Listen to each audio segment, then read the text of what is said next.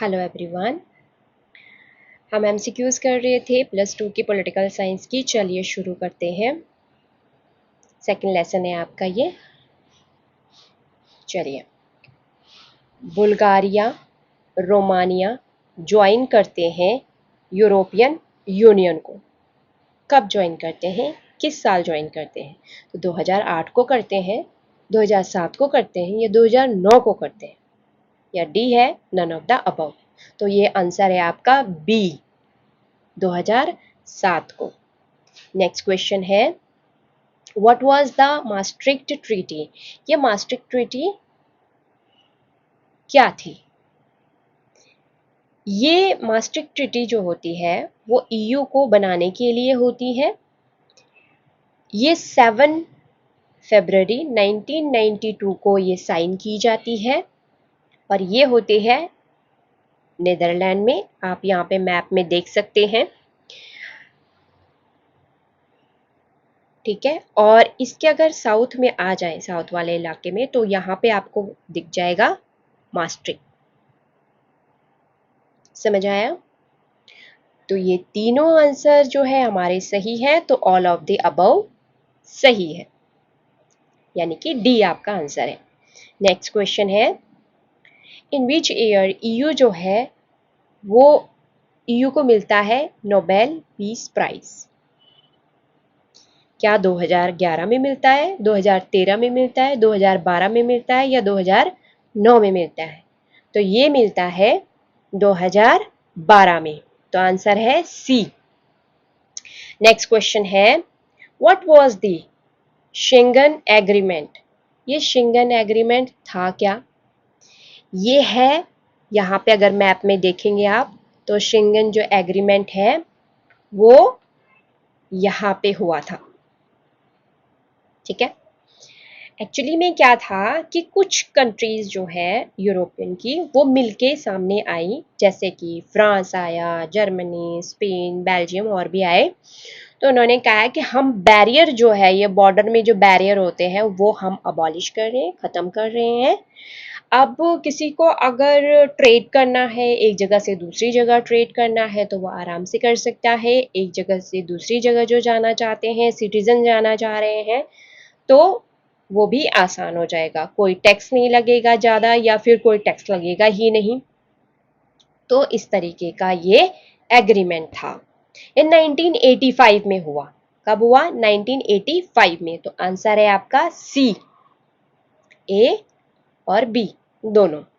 Next question है, कौन सी जो कंट्री है वो एक किस्म से पार्टनर या सपोर्ट कर रही थी अमेरिका के, अमेरिका का जब अमेरिका ने जो इराक में इन्वेजन किया था, तो ये किया था 2003 में।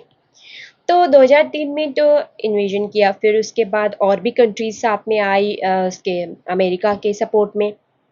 पर यहाँ पे मैंने आपको सिर्फ एक कंट्री का नाम पूछा है, तो ये है आंसर आपका ए, ब्रिटेन। चलिए नेक्स्ट क्वेश्चन देखते हैं।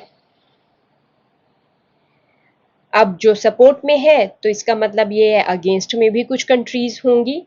तो यस, अगेंस्ट में 2 कंट्रीज के बारे में मेंशन है आपकी एनसीईआरटी की बुक में, लेकिन यहाँ पे मैंने आपको सिर्फ एक ही दी है, तो वो है ए।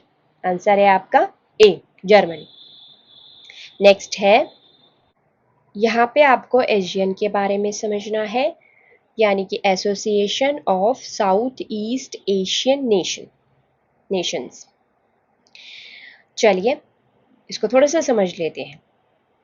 ये जो सारा जो मैप में मैंने बताया हुआ है, साउथ ईस्ट के ही इलाके हैं ये।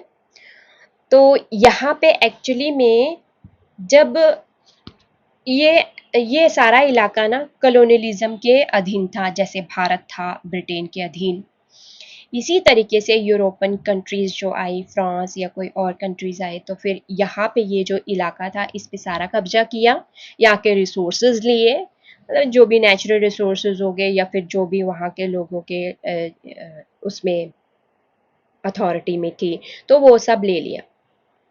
फिर उसके बाद इनका शोषण भी किया गया। जापान उसमें एक था कि भी जापान ने भी बहुत जगह इलाके यहाँ के ले लिए थे, उनका शोषण किया। तो ये कॉलोनियलिज्म के अधीन रहा है। बाद में जो इकोनॉमिक और पॉलिटिकल लेवल पे ये बहुत वीक हो गया, कमजोर हो गया। अब ये कमजोर था ही पहले से। फिर ये हम जानते हैं कि सेकेंड वर्ल्ड वॉर के बाद जो है वो अलाइन हो गए थे, दो अलाइन थे, यानी फर्स्ट वर्ल्ड हो गया, सेकेंड वर्ल्ड हो गया। अब इन जो ये जो इलाके साउथ ईस्ट के इलाके थे, तो यहाँ पे जो है बहुत प्रेशर था इनके ऊपर कि या फर्स्ट वर्ल्ड में चले जाओ या सेकेंड वर्ल्ड में चले जाओ, पर इन्होंने कहा नहीं, हम किसी भी तरफ नहीं जा रहे, हम अपना ग्रुप बनाएंगे, हम अपने हिसाब से चलेंगे।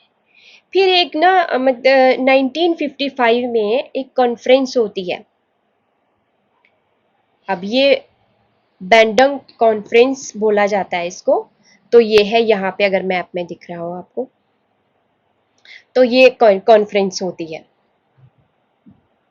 ये होती है या नॉन अलाइंड मूवमेंट, ये दोनों होते हैं, और ये दोनों वो काम नहीं कर पाते हैं जो करना चाहिए था, इतना सक्सेसफुल नहीं हो पाए। उसके बाद ये जो कंट्रीज थी, इन्होंने कहा कि हम अपना अलग से एक ग्रुप बनाते हैं। ये होता है 8 अगस्त को।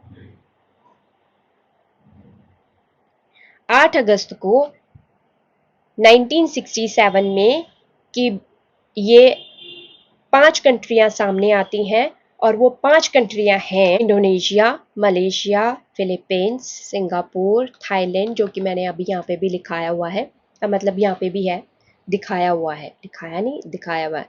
फिलीपींस हो गया, मलेशिया हो गया, ठीक है, तो इंडोनेशिया हो गया, ये सब आ गए। तो उन्होंने कहा कि भाई हम ऐसा करते हैं, हम अलग से एक ग्रुप बनाते हैं। तो उन्होंने बनाया। फिर होती है बैंकॉक डेक्लेरेशन। यहाँ पे देखो, यहाँ पे है बैंकॉक, यहाँ पे एक डेक्लेरेशन होता है।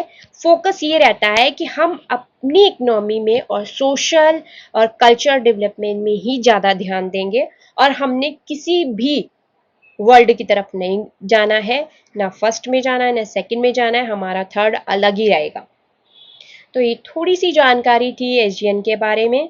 Thank you everyone, stay blessed, जय हिंद।